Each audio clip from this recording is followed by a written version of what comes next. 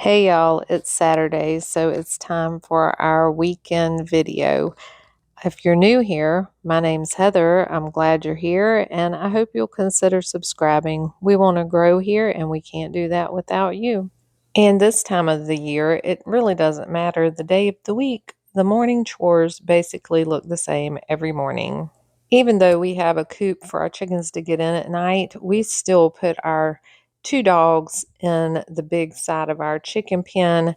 And since we have started doing that, we have had no issues with predators. Also, a quick update on the broody hen that I gave the duck eggs to.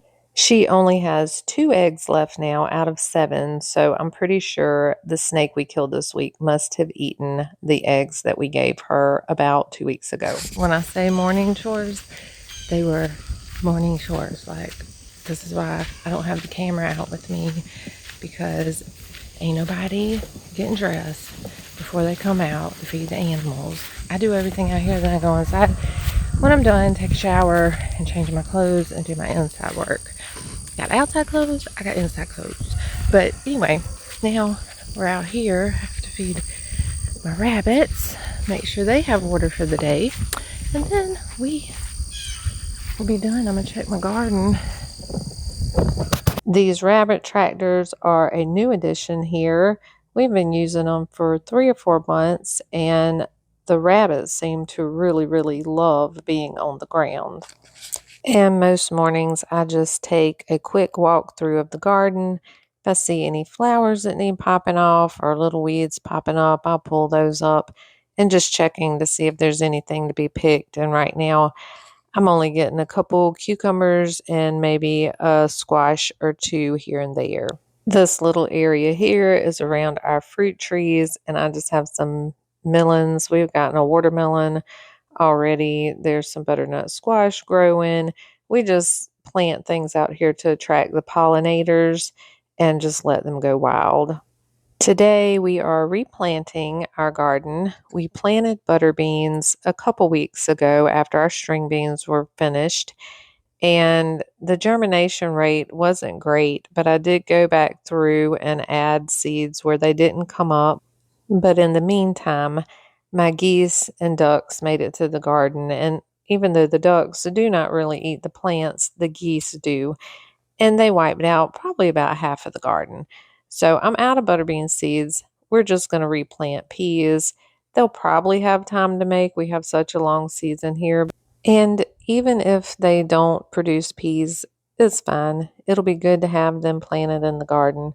It'll be good visually and also good for the soil. After finishing up in the garden, I went in the house and fixed us some breakfast, and Danny got started on the project that he's going to be working on this weekend. Danny is planning on adding on to the back of our woodshed just for somewhere else to put more stuff. If you're like us, you'd never have enough room to store your stuff. And even though he's starting to clear the spot today, that really doesn't mean he's going to build the shed anytime soon. He might build it in a couple weeks, or it might be a couple months. Shoot, it could even be a year. Around here, we just do projects when we feel like doing them, when you're inspired, when you're into it. And then that makes the job so much more enjoyable.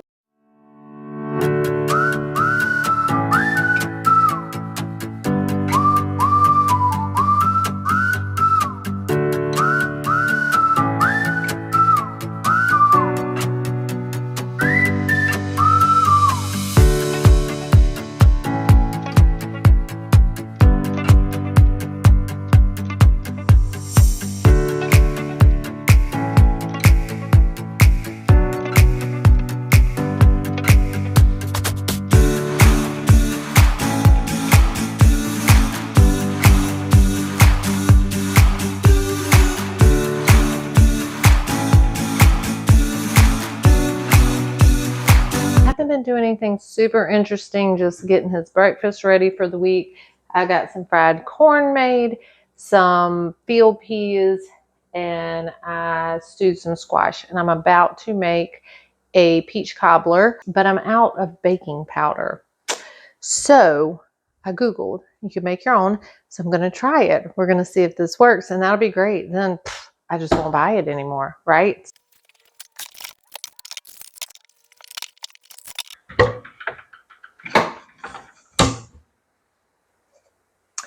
Okay, so I am melting my butter, a stick of butter. I am doubling this, so technically it should be 2 sticks of butter, but honestly, I never think I need 2 sticks of butter. So anyway, 1 stick of butter for me. You might want 2. And I'm going to go ahead and try to make this bacon powder. If it's this easy, it's so crazy. I should have been making it all along. Basically, it's 2 parts cream of tartar to 1 part baking soda. I did 2 teaspoons baking soda to 2 teaspoons cream of tartar to 1 teaspoon of baking soda. That's what I did. Okay, now back to the original recipe. There is a little moth flying around there. Okay.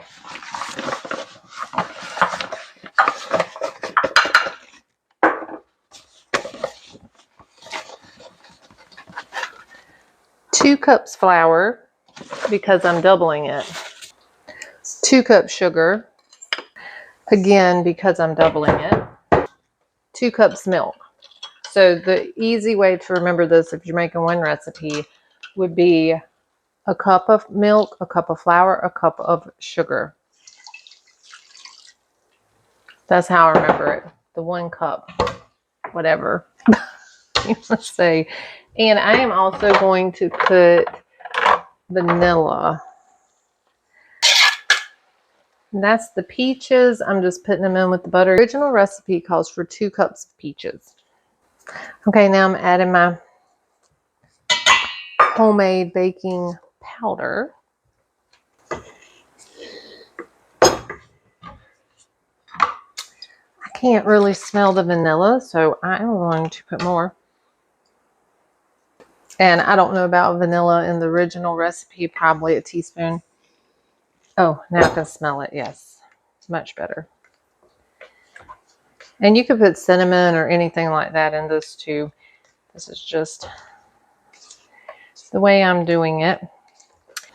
And it is relatively lumpy, but it's not going to matter. I'll try to push a little bit of the lumps out, but when it cooks, it's not really going to matter. It's not a super tricky recipe or anything.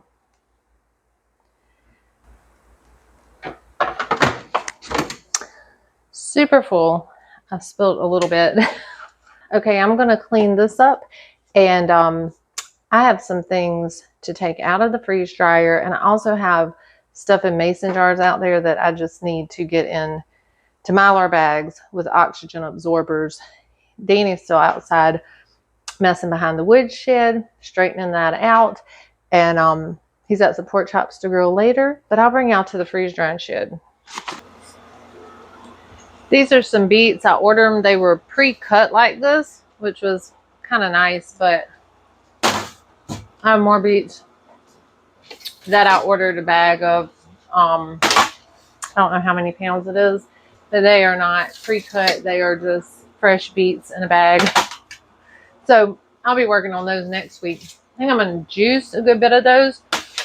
I like beet juice with apples and lemons. Really good.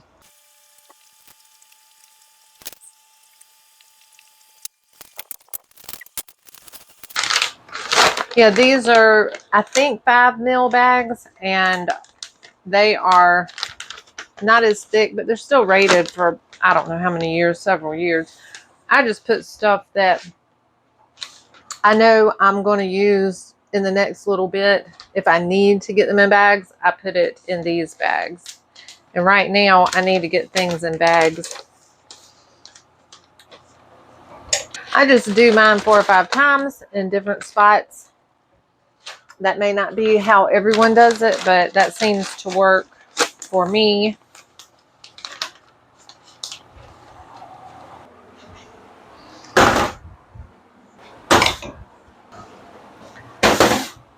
I need to bag these things up just so I can clear my jars up, make a little more room in here. These apples have been in this jar for at least 6 months. I know, forgive me, a mouthful of apple. But anyway, at least 6 months. So I definitely would try whatever I have in the jars to make sure they're still crunchy and were dried correctly. Because if it was one apple that wasn't all the way dry, it would make all these soft. And these are the thicker bags. I think these are 7 mil. And these are super long term, as long as you get them sealed correctly and have your oxygen absorber in them. And I like to write what's in the bag, where I got it from, and the month and year that I put it in the bag. And I'm putting the apples in these thicker bags because I have a lot of apples bagged, and I try to eat them in the order in which I preserved them. So these might be in the bag for a while. I get my oxygen absorbers from Amazon normally. The bags I get from Amazon sometimes, and then I order from another place. I think it's called Discount Mylar Bags, or maybe it's just called Mylar Bags. I'm not sure. But sometimes they don't have the size bags that I want. So then I'll just go to Amazon and find something comparable. You don't want any wrinkles in it. I found that if you have a wrinkle in it, then it's not sealed right and the stuff goes soft. And I leave my bags over here until tomorrow or the next day, whenever I check on them. And I'll come in to make sure that they're kind of drawn up. Some of them, see how that's drawn up? But sometimes they don't draw up at all and they're still good. You know, they're still crunchy and stuff. So what I've found on that, people say is because they're oxygen absorbers and they have taken all the oxygen out, but maybe there's other gases in there. I don't know. I'll see. Those are still good. Good, nice and crunchy.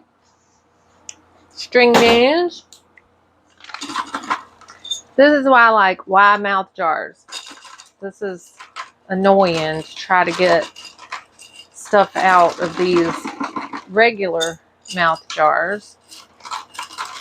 Wide mouth doesn't give you those issues. And another way you can pretty much tell that they're still very dry is there won't be any stuck together. Oh. Might have to get somebody to open that for me. That was tight.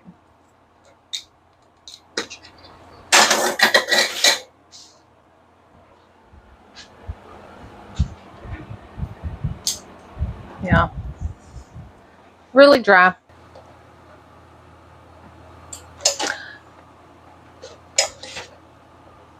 See Danny outside. I got to get him to open this. You're welcome.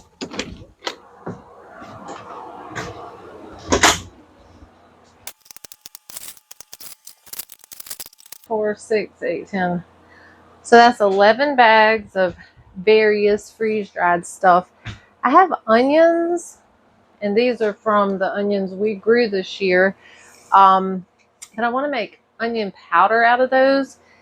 So I think I'm just going to wait, and hopefully I'll do that soon. And I feel like I've kind of caught up on my little shelf over there. All right, well, that's it. I'm going back in the house. I think Danny's on the grill.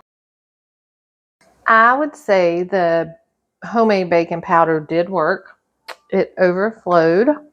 I'm not sure exactly what I was thinking, having it so full in this pan. So that's good to know. I will probably start making my own baking powder now.